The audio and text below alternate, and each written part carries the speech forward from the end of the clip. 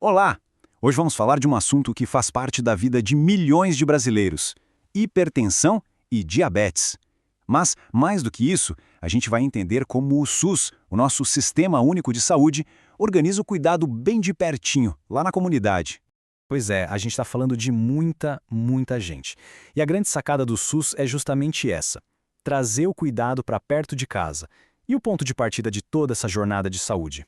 Quase sempre é o mesmo: a Unidade Básica de Saúde, a famosa UBS, que é o verdadeiro coração da atenção primária. Duas doenças, um cuidado. Parece simples, né? Mas a ideia por trás disso é poderosa. Mesmo sendo duas condições diferentes, a abordagem do SUS é integrada. O objetivo é dar um cuidado que não tem fim, que acompanha a pessoa pela vida toda, sabe? Sempre focado em prevenir problemas e promover saúde de verdade.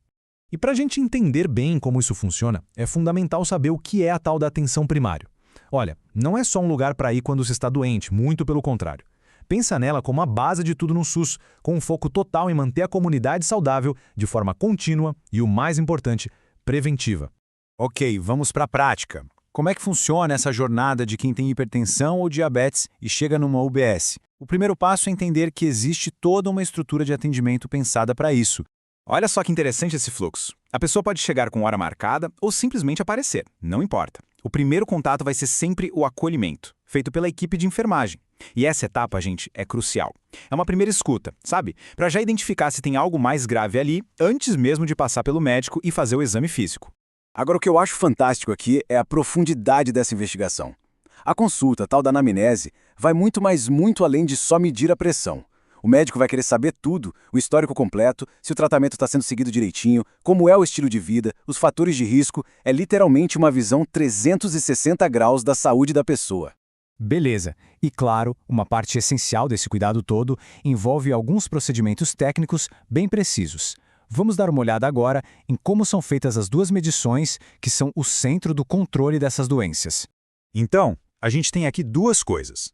De um lado, a aferição da pressão arterial, que é o procedimento padrão para hipertensão. Do outro, o teste de glicemia capilar, aquele da picadinha no dedo, que é super rápido e essencial para quem tem diabetes. Os dois são parte da rotina ali na UBS. Aqui o segredo é a padronização. Para medir a pressão arterial corretamente, cada detalhezinho importa. Sabe aquele repouso de 5 minutinhos antes? É para evitar que a correria de chegar até o posto interfira no resultado. A posição certinha, o tamanho daquele aparelho no braço, tudo isso garante uma leitura precisa. Se pular essas etapas, o diagnóstico pode sair errado. É por isso que a equipe sempre faz pelo menos 2 medições para ter certeza do valor. Já para o diabetes, o monitoramento também tem seus segredos. Não é só o teste de glicemia, que, claro, é super importante para ver o nível de açúcar no sangue, mas tem outra coisa que é vital: a avaliação dos pés. É que o diabetes pode diminuir a sensibilidade, e aí um machucadinho de nada que a pessoa nem sentiria pode virar uma infecção bem séria. É um cuidado preventivo que parece simples, mas que evita complicações perigosíssimas. Certo. Depois do diagnóstico e de toda essa avaliação, chega a hora de montar o plano de tratamento. E a abordagem é sempre em duas frentes, sabe? Uma combinação de mudança no estilo de vida com o uso de remédios, claro, quando precisa. E é muito importante a gente entender isso aqui. Essas duas frentes não são uma contra a outra. Pelo contrário, elas se complementam. Uma ajuda a outra a funcionar melhor, o que garante um controle muito mais eficaz da doença. Então vamos lá. As duas frentes de tratamento são bem claras. De um lado, o que a gente chama de medidas não farmacológicas, que na verdade são a base de tudo. Comer melhor, diminuir o sal, se exercitar, largar o cigarro. Do outro lado entram as medidas farmacológicas, ou seja, os remédios específicos para cada caso, como os diuréticos para pressão alta ou a metformina para o diabetes. Mas olha, o trabalho não acaba quando a consulta termina, não. O SUS tem estratégias muito inteligentes para garantir que esse cuidado continue, e ele pode chegar, inclusive, na casa da pessoa. Um ótimo exemplo disso é o programa Hiperdia. Quando a pessoa é cadastrada, o programa ajuda a organizar todo o acompanhamento. E mais, facilita o acesso aos remédios, que são gratuitos, e ainda promove ações educativas. É como criar uma verdadeira rede de suporte que está sempre ali. E quem faz isso acontecer de forma brilhante é a Estratégia Saúde da Família. A equipe da ESF não fica sentada esperando o paciente aparecer, não. Ela vai atrás. Se alguém falta numa consulta importante, a equipe faz o que a gente chama de busca ativa, que é ir atrás para entender o que aconteceu e garantir que o tratamento não seja interrompido. Mas aí fica uma pergunta importante, né? E para quem não consegue ir até o posto de saúde? Aquelas pessoas com dificuldade para se locomover ou que estão numa situação mais vulnerável, como é que o cuidado chega até elas?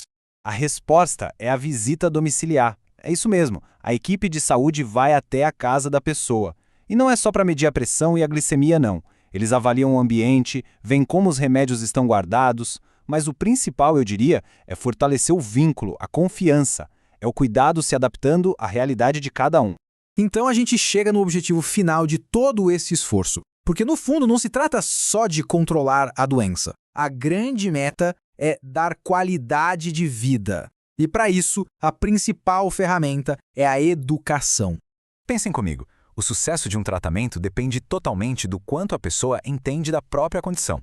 Por isso mesmo, as orientações têm que ser claras, simples e fazer sentido no dia a dia. A ideia é capacitar a pessoa para que ela seja a protagonista do seu próprio cuidado. E uma parte super importante dessa educação é aprender a reconhecer os sinais de alerta. Ensinar a identificar sintomas como uma pressão que subiu demais, sinais de glicemia muito alta ou muito baixa, dor no peito. Isso pode literalmente salvar vidas. Garante que a pessoa saiba a hora certa de procurar ajuda imediata. E, para a gente fechar, essa frase resume tudo de forma perfeita. O cuidado não é só tratar a doença, mas sim promover a saúde, prevenir as complicações e, no fim das contas, melhorar a qualidade de vida. Isso resume a filosofia da atenção primária. A grande questão que fica no ar é como a gente pode fortalecer ainda mais essa abordagem para que ela de fato chegue para todo mundo.